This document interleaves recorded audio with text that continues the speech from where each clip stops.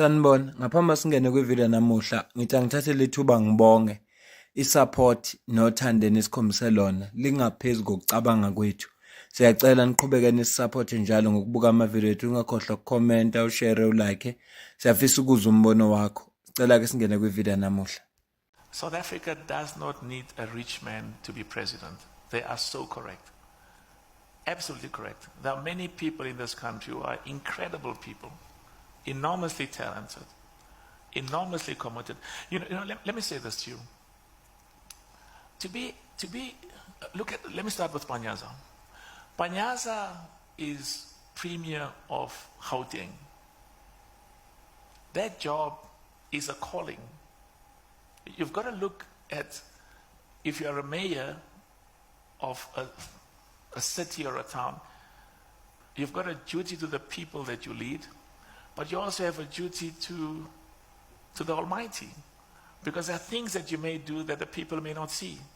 So make sure when you sleep at night, you are absolutely convinced that everything I'm doing is proper, it's fair, it's just, it's ethical. Being president of a country, it's sacrosanct. Sacrosanct. It's holy. 2027 ususondele lapho ANC izohlangana khona ku-elect umuntu ozoba upresident wayo, okuzothi ke uma kungase kwenzeke bawina ama-elections bese lowo muntu loyo aba upresident we-country. Siyazi ke ukuthi abantu abaney'nhloso zokunoma banaleso sifiso sokuba upresident weqembu le-African National Congress bazoqala bemobilize abantu abathize ukuze baphushe ama-campaign wabo. Kodwa iSunday World ngesonto isikhiphele le video khombisa ukuthi kuney'kipa eziprintwayo ezibhalwe PM. Abathi ke bona Patrice Motsepe campaign ithi PM 27 savumelana. Should slogan sabo lesi esibhaliwe. Asazi ke noma yakhe ngempela le campaign Patrice Motsepe okanye ka Paul Mashatile, ngoba phela uPM angammela no Paul Mashatile, ama initials ayafana, kodwa impela la kukhombisa ukuthi kuyaprintwa ikipa ngempela kusemsebenzini yasetshenzwa kudlala. Sizobona ukuhamba kweinsuku ukuthi kuzothiwani, kodwa nje ngempela noma ngathi iSunday World bekuthiwa iyafuna uqamba manga, ngingawaqamba kanjani ama ngibikukhombisa ama-video neyikipa ziprintwa ngempela. Asike sithi ke hayi ipropaganda ephushwa abamaphepha kanjani, ngoba nazi ithombe kunayi video kade uyibona, nazi ikipa ngempela ziyaprintwa, kusinto otshelwa ngayo uyayibona. Aqali ukuthi kukhulunywe ngalo lodaba, kwakhulunywa ngalo ngaphambilini. Ngenkathi kwakhulunywe ngalo, uSecretary General okufikile Mbalula waphendula kanje: asoze sifikelele kule ndawo siya kuyo. I-revolution will be affected worse than where we are. Uyabona ngoku kuthethwa nangabantu ongaziyo noba bane-branch, kuthiwa izawuba ngomongameli be-ANC ngoba banemali. I-ANC ayifani nokukhokhela i-football club and all of that. Iyasetyenzelwa le nto, ayo Sundowns le or Pirates.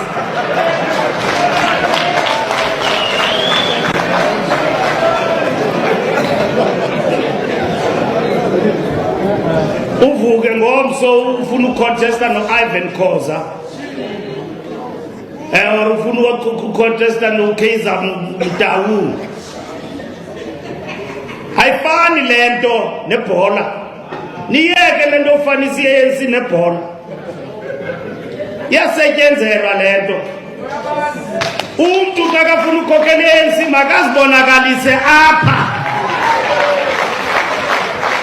And aba bantu bamane besithi sifuna umtsipe, andimazi noba yimember ye-ANC lo mntu lowo. Ewe imali yakhe siyayitya, uyayifaka from time to time. Iyona nkulumo ayisho le u-SG Mbax ngenkathi ziqina impela lezi nkulumo ezazithi uMtsipe fanele abe upresident we-ANC. kubekwa izathu eziningi noma ke umzwile uMtsipe kule video esiqale ngayo esho ukuthi iSouth Africa ayimdingi umuntu uthi abe rich ukuze abe president. Kudingeka nje umuntu onama qualities okuba leader. Kudingeka umuntu who's willing to serve futhi ozozazi ukuthi yini afuna ukuyenza uzoyenza kanjani bese leyo nto leyo azobe ethembisa abantu bese yayenza. Ngikwenzele nje umzekelo, uDr Nasiphi Moyo mawumbheka akana history politiki, kodwa uphiwe ithuba uphiwe ithuba i-Action SA ne-coalition okubambisane ngayo lapho kuyi-ANC, i-EFF kanye ne-Action SA. Okuthema bengena bemnikeza isikhundla sokuba umeya wa-implement izinto wabona ukuthi umuntu akadingeki ukuthi abe politician, just kufuneka umuntu ngoba into esishoda ngayo eSouth Africa athi ngathi kufuneka umuntu, into esishoda ngayo nje la eSouth Africa iyodwa political will. ANC nama policies amahle mawuwafunda but there is no political will, yingakho lawo ma policies enga-implementwa. Uhulumeni yakho uMbaksi ukhuluma ukuthi uMtsipe akamazi noma uyimember noma akayona imember. Kungenzeka kuba mhlawumbe membership yakhe akaza ayivuselele, kodwa uMtsipe engakabi namali, engakabi uMtsipe lesimaziyo wayeyimember ye-ANC. Ngicela ubone la.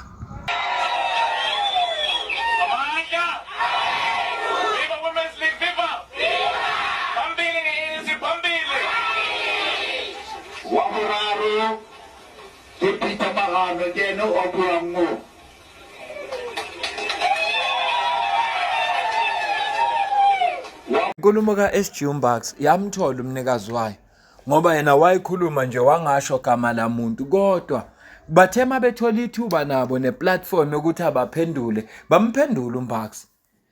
Ila sibona khona inkulumo le uthe nama ekhuluma ubazi enti izomthola umnikazi wayo, okuyibona abaqhuqumezela lenkulumo noma ababhebhethekisa lenkulumo ethi uPatrice Motsepe, uDr Patrice Motsepe ufanele abe upresident we-ANC. Ushuthi abaphusha leyo campaign leyo wayiphendula bona. Baphendulile ke nabo sicaphuna ivideo yabo siza ukuthi bangobani futhi kungani bona bekholelwe ekuthenini uDr Patrice Motsepe angaba upresident we-ANC. This man is known for development in Africa. This man we are talking about here, Comrade Mzwan, is known as a developer. Is giving not in our country only, even Africa. We are not just talking about any person. It's surprising to see other people stand up on the media questioning the question of who is Patrice within the ranks of the ANC. The person who was elected in 1994 to serve his province in the legislature, but the SG of the ANC stand up and then question who is Patrice. Even my son Paswan is 11 years, he knows very well who is Patrice in this country. But how can the leadership of the ANC be so quiet about what the SG of the ANC has done? Talking about Patrice as if it's Patrice who want to be the president. It's not Patrice. We are the ones that we are raising the name of Patrice.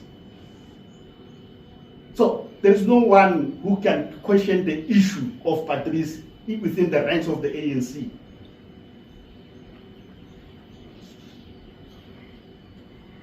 We are repeating it again.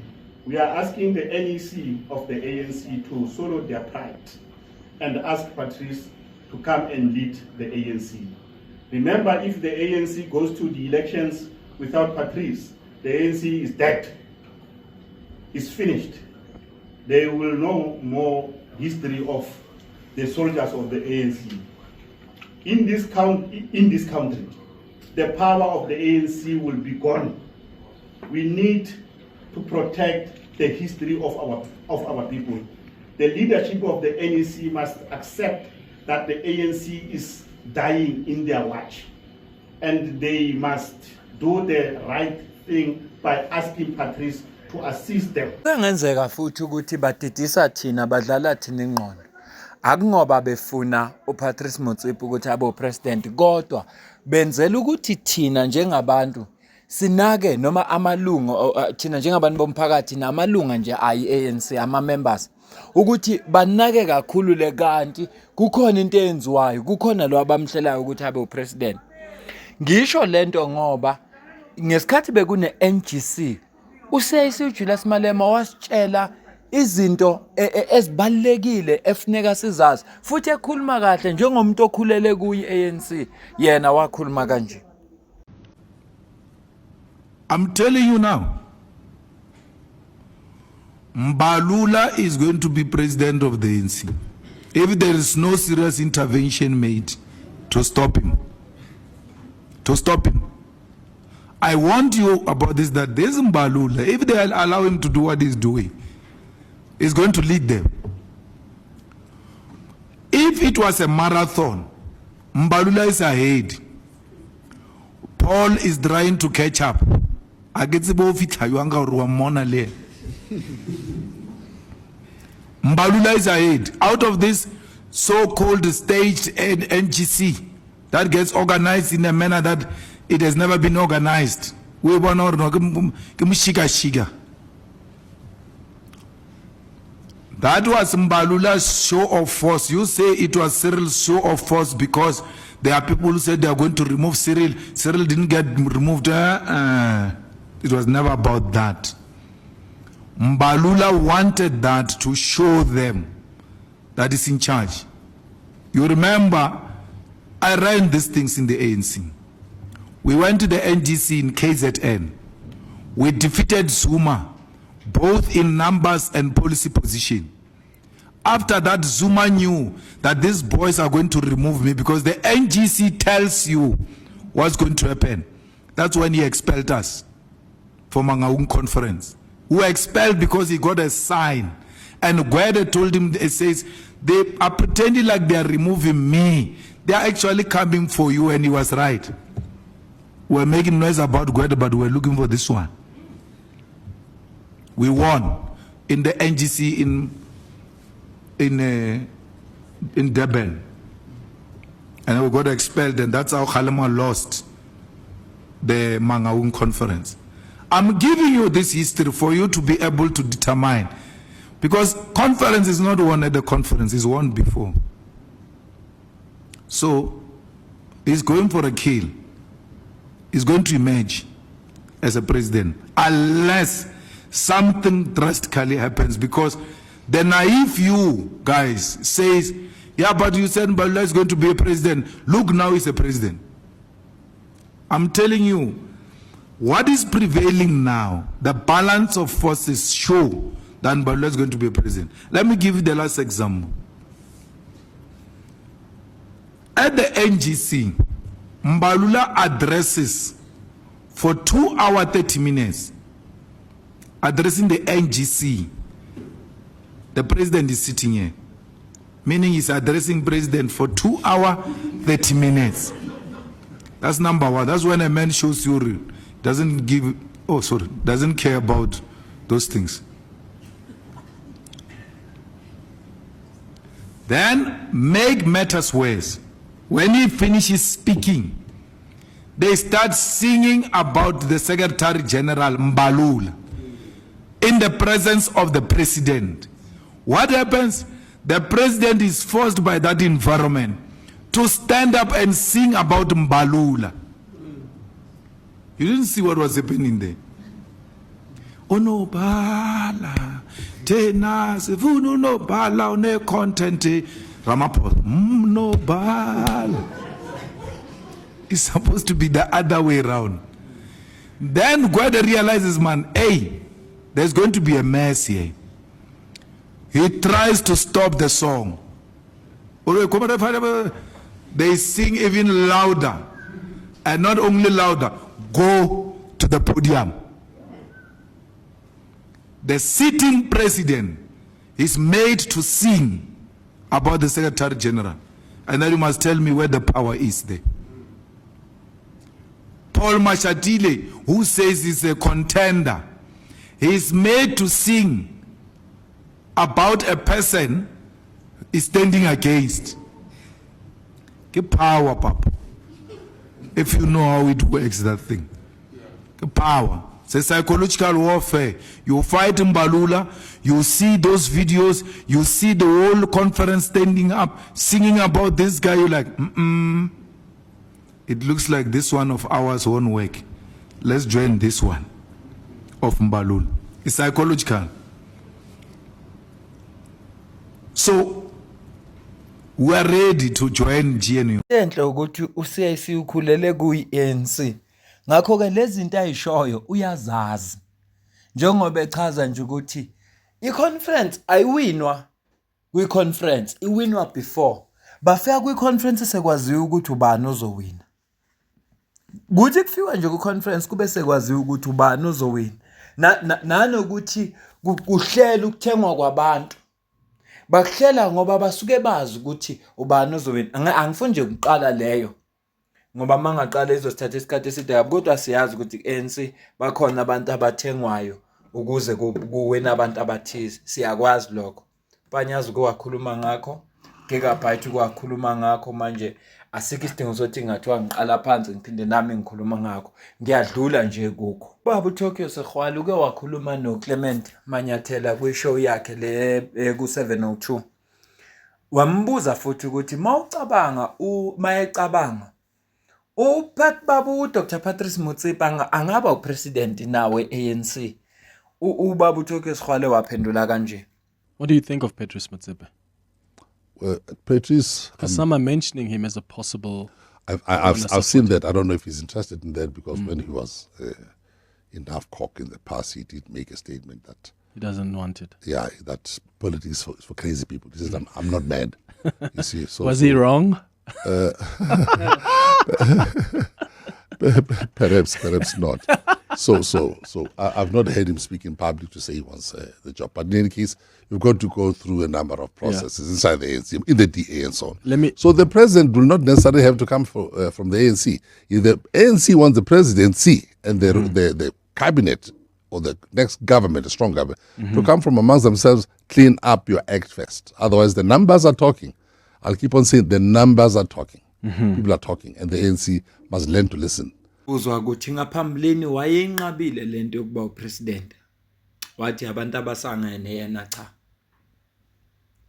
Sizodlula manje siye ku Prince Marshall.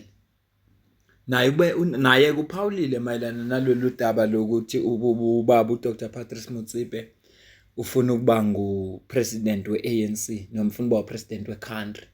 Nawe unowakho umbono. So capha ngicabanga ivideo yokugcina bese siyayivala le video kodwa ngiyafisa ukuza ukuphawula kwakho la comment section ngizwe ukuthi wena ubona kanjani lolu daba esilixoxayo. Yeah, you see, I've said this before. And by the way, Motsepe is very busy now. I happen to receive this information before others get it. Don't ask me where I get it. I've got pictures of T-shirts that they are printing in the ANC. It's written Savumelana. We have agreed. And it's got PM, which is Patrice Motsepe. The printing machines are busy now.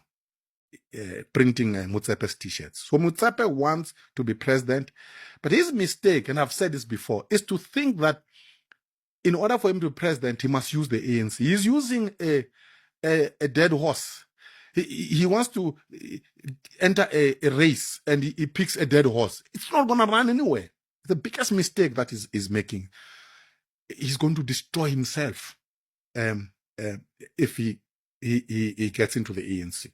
That's number one. Number two, I'm smelling a rat about Motsepe and what he's doing in the ANC. And here is the rat I'm smelling. There is a scheme, I think, that has been concocted by Cyril Ramaphosa. Because Cyril Ramaphosa knows that he's exiting.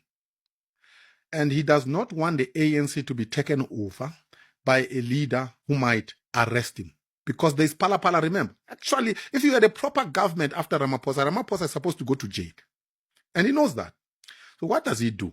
He talks to his brother-in-law, Cyril Ramaphosa, hey, I will influence dynamics in the party for you to enter and take over. The deal is, you will protect me. I mean, do you think if Motsepe were to take over as the president of the ANC and the president of South Africa, do you think he would allow Ramaphosa to be arrested Hell no. These people are blood relatives. There is absolutely no way. So Motsepe actually is a bad guy. He's not a good guy in the context of the ANC politics and the rot in South Africa. He would never reverse the rot because he would be beholden to the faction of Ramaphosa and protect that faction. And you know what we need in South Africa after 2029? You need a proper government that must descend very hard and mercilessly on the political criminals of the ANC and others, including Ramaphosa. Motsepe would not do it. So South Africans must not be fooled by this Motsepe thing. It's not going to fix anything. Of course, he has a lot of money. He's going to pump a lot of money into the campaign. But South Africans must wake up. Motsepe is a bad guy in the context of the factional politics of the ANC. He would not rescue our country. And we must be very clear about it.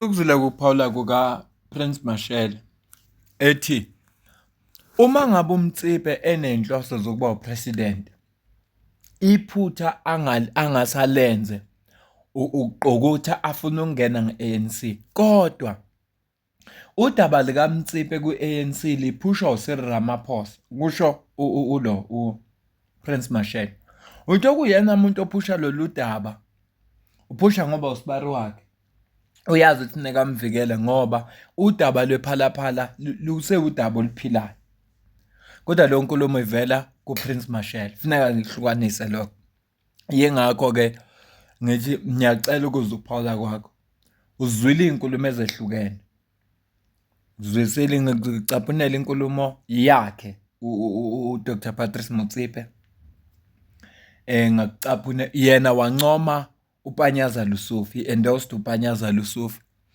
ngacaphunela inkulumo ka SG ngacaphunela inkulumo yalabo abakhethu abathi uMtsipe uyena umuntu ongalekelela iANC bephendula uSG ngazocaphunela inkulumo ka CIC Julius Malema ngase ngithi kungenzeka na ukuba lo daba lika Mtsipe is just a distraction ukuze abantu bathi ifocus yabi naka uMtsipe kanti mhlawumbe inhloso zabo bafuna ukuthi kube ufikile embalule ngenza umzekelo kangazi kodwa ngiyabuza kungenzeka na ukuthi kube khona into enjalo futhi into ekhulunywa CIC yinhle kakhulu ngoba unolwazi njengomuntu okhulele kuyi ANC uyazi ukuthi izinto zenziwa kanjani njengoba eshilo ukuthi iconference awuyiwini ngosuku leconference iwinwa before ibalekile ke nalo information kungenzeka na mina nawe asidibane kwivideo elandelayo